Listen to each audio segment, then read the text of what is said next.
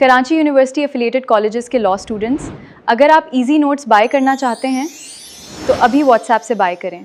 Judicial Commission of Pakistan JCP and Parliamentary Committee on Appointment of Judges। इसमें article 175 आएगा। Introduction.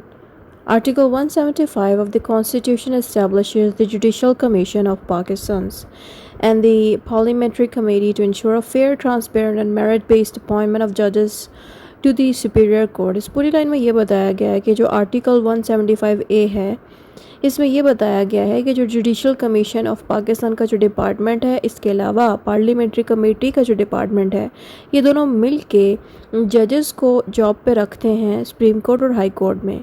इनकी कोशिश होती है कि प्रोसेस फेयर तरीके से हो, इंसाफ के साथ हो, ट्रांसपेरेंट हो और कोई चीज़ छुपाई ना जाए और मेरिट बेस्ड अपॉइंटमेंट हो।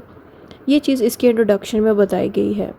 फिर आगे आ जाते हैं हमारे पास जुडिशल कमीशन, जिसको हम शॉर्ट में JCP भी बोलेंगे। इस डिपार्टमेंट के अंदर क्या होता है वो आपने बताना है कि जो जुडिशल कमीशन है ये कॉन्स्टिट्यूशनल बॉडी है। इसका मतलब है कि कॉन्स्टिट्यूशन ने ख़ुद इस जुडिशल कमीशन के डिपार्टमेंट को ईजाद किया।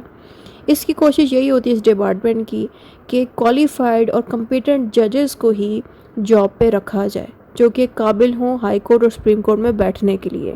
फिर आगे आ जाता है composition of JCP। Composition of JCP में बताना है कि जो चीफ़ जस्टिस ऑफ पाकिस्तान है वो चेयरमैन का रोल अदा करेगा इस JCP के डिपार्टमेंट में, और जो दूसरे मेंबर्स हैं उसमें आ जाता है सीनियर सुप्रीम कोर्ट के जजेस, federal minister for law and justice के लोग, अटॉर्नी जनरल फॉर पाकिस्तान ये भी बैठे होते हैं यहाँ पे। उसके अलावा senior advocate of the supreme court ये भी यहाँ पे मौजूद होते हैं, और भी बहुत से मेंबर्स मौजूद हैं यहाँ पे जिनका जिक्र कॉन्स्टिट्यूशन ने किया है कि ये सारे लोग JCP में होने चाहिए।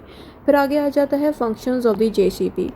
फंक्शंस में ये बताना है कि इनकी कोशिश होती है JCP की कि जितने भी जजेस हैं जो सुपीरियर कोर्ट में बैठें वो कम्पीटेड हों। तो नेक्स्ट लाइन पे लिखा है ensures merit, integrity and competence.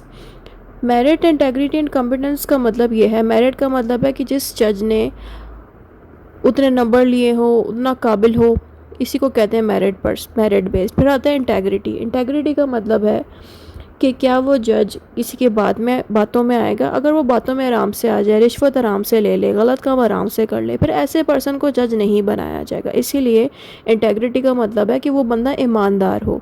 ये चीज़ भी देखी जाती है मेरिट के अलावा। उसके अलावा कम्पिटेंसी का मतलब है कि क्या ये जज, ये पर्सन इस काबिल है सुप्रीम कोर्ट या हाई कोर्ट की कुर्सी पे बैठने के लिए एज अ जज। ये चीज़ें देखी जाती हैं JCP के डिपार्टमेंट में। उसके अलावा आता है प्रमोट्स जुडिशल इंडिपेंडेंस। अब अच्छे लोगों को अगर रखा जाएगा तो इससे ये फ़ायदा होगा कि जुडिशरी इंडिपेंडेंटली वर्क करेगी, और JCP की पूरी कोशिश होती है कि अच्छे लोगों को जजेस बनाया जाए ताकि इंडिपेंडेंटली जजेस वर्क करें। अगर जजेस अच्छे से वर्क नहीं करेंगे तो फिर बार बार दूसरे डिपार्टमेंट्स इन्वॉल्वमेंट शो करेंगे डिसीजन लेते हुए। इसीलिए अच्छे जजेस होने चाहिए ताकि बाकी डिपार्टमेंट्स इन्वॉल्व ना हो। फिर आता है पार्लियामेंट्री कमेटी। इसमें लिखना है the parliamentary committee reviews the recommendation made by the JCP before the appointment are finalised. इसका मतलब ये है कि जो जुडिशल कमीशन ऑफ पाकिस्तान है, जिसको हमने JCP कहा था, JCP एक दफ़ा जब सारी चीज़ें चेक कर लेती कि ये पर्सन सूटेबल हैं इस जॉब के लिए, सुप्रीम कोर्ट और हाई कोर्ट में बैठने के लिए, फिर जिन पर्सन को JCP ने रिकमेंड किया होता है वो रिकमेंडेशन चले जाते हैं पार्लियामेंट्री कमेटी के पास। यानी कि वो जो पर्सन है जिनको सिलेक्ट किया है जुडिशल कमीशन ऑफ पाकिस्तान ने, उनको दोबारा से चेकिंग के लिए पार्लियामेंट्री कमेटी की तरफ भेजा जाता है। एक दफ़ा जब पार्लियामेंट्री कमेटी वाले लोग भी जब इसको, इन लोगों को एक्सेप्ट कर लें कि हाँ ये बंदे वाकई में सुप्रीम कोर्ट और हाई कोर्ट में बैठने के काबिल हैं, फिर प्रेसिडेंट की तरफ भेज दिया जाता है। प्रेसिडेंट फिर इन लोगों को जॉब्स की अलॉटमेंट देता है कि ये लोग अब जॉब्स कंटिन्यू अपनी कर सकते हैं सुप्रीम कोर्ट और हाई कोर्ट में। फिर आ जाता है कंपोजिशन में हमने ये बताना है कि इस पार्लियामेंट्री कमेटी में कौन लोग बैठे होते हैं। इसमें सेनेट बैठे होते हैं, सेनेटर के मेंबर्स, और नेशनल असेंबली के मेंबर्स। सेनेटर और नेशनल असेंबली की वीडियो का लिंक यहाँ टॉप पे आपको मिल जाएगा। इसके अलावा it includes members from both government and opposition, यानी कि गवर्नमेंट के अंदर से भी, जो अभी गवर्नमेंट चल रही है उसके भी मेंबर्स बैठे होते हैं, और जो अपोजिट पार्टी जो जीती नहीं होती, जैसे कि मिसाल के तौर पे PTI और नून लीग है।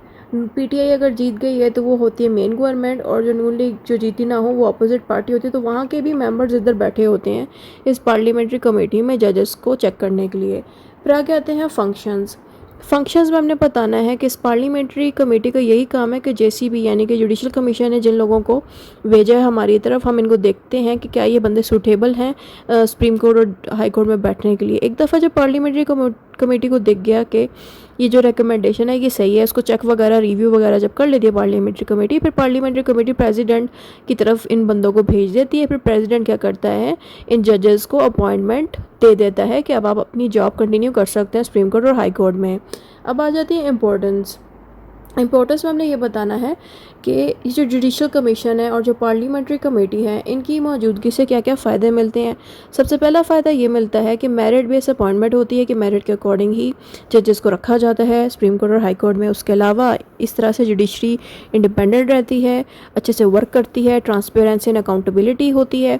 ट्रांसपेरेंसी का मतलब ये है कि हर चीज़ ट्रांसपेरेंट होती है, साफ़ तौर पर दिखता है कि बहुत सही तरीके से जो है लोगों को जॉब पे रखा गया, कोई दो नंबरी नहीं हुई, कोई बेईमानी नहीं हुई। उसके अलावा अकाउंटेबिलिटी का मतलब ये है अगर कोई जज सही से काम नहीं करेगा तो हम जुडिशल कमीशन ऑफ पाकिस्तान या फिर पार्लियामेंट्री कमेटी इन दोनों डिपार्टमेंट से सवाल करेंगे कि आपने जिन जजेस को रखा है जॉब पे ये वर्क सही से नहीं करे, तो आप लोग जिम्मेदार हैं क्योंकि आप लोगों ने ही इनको चेक करके जॉब पे रखा है।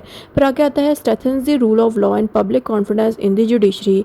इस लाइन का मतलब ये है कि अगर इस तरह से ये दो अच्छे डिपार्टमेंट्स होंगे तो रूल ऑफ लॉ भी अच्छे से वर्क करेगा और जो आम पब्लिक है उनका कोर्ट्स के ऊपर भरोसा बढ़ जाएगा कि कोर्ट्स ने अच्छे लोगों को जॉब पे रखा है। फिर आ जाता है कंक्लूजन। जो भी ऊपर पड़ा है वही शॉर्ट करके दोबारा से कंक्लूजन में लिख देना है।